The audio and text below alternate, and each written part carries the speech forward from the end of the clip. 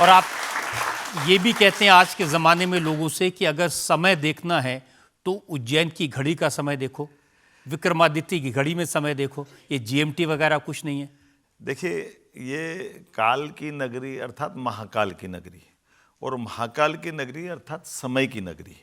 मैं इसको थोड़ा साइंटिफिक भी बताना चाहूँगा कि हमारे यहाँ ये 300 साल पहले तक दुनिया में स्टैंडर्ड टाइम भारत से माना जाता है। उज्जैन मतलब केवल उज्जैन नहीं है, उज्जैन पूरे भारत का प्रतिनिधित्व करते हुए है। तो हमारा स्टैंडर्ड टाइम उज्जैन से होता था और इसको 300 साल पहले 50 साल तक फ्रांस की राजधानी पेरिस, जब वो फ्रांसीसी लोगों का समय आया तो वो पेरिस से समय स्टैंडर्ड टाइम बताते थे।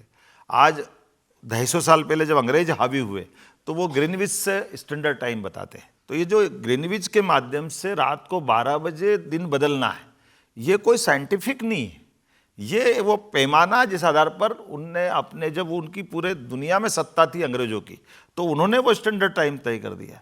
ये सही बात है कि आज़ादी के साथ ही ऐसे कई सारे विषयों पे बहस होना चाहिए, विचार बनना चाहिए, सबकी बात आना चाहिए।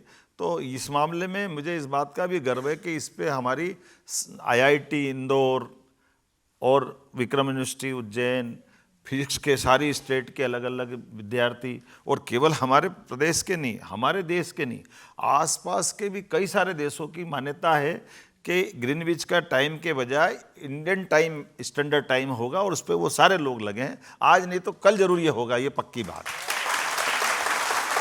मोहन जी, आजकल तो हर एक के हाथ में मोबाइल फोन रहता है, दुनिया के किसी भी कोने का टाइम कोई कभी भी देख सकता है। लेकिन सूर्य तो चाहे जब नहीं जब निकलेगा ना, आप उसमें ये भी पता होता है कि इस समय सूर्य निकला है, इसमें वहां चंद्रमा चमक रहा है, सब कुछ तो सामने है। इसमें फर्क है। रात को 12 बजे कोई दिनचर्या चालू करता है क्या? आप बता दो अपने में से रात को 12 बजे दिन, अभी हम में से ज्यादातर लोग 12 बजे ही शुरू करते हैं। नहीं, वो मजबूरी है। मैं इसमें भी मना नहीं कर रहा हूँ, मैं इनको ना भी नहीं कर रहा हूँ, लेकिन मैं अपनी बात तो रख दूंगा ना।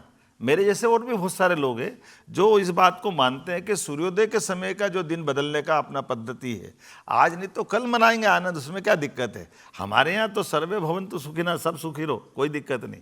लेकिन ये बात सही है कि वो दृष्टि भी देना पड़ेगी जिसके आधार पर भारतीय मान बिंदुओं की पुनर्स्थापना होना चाहिए।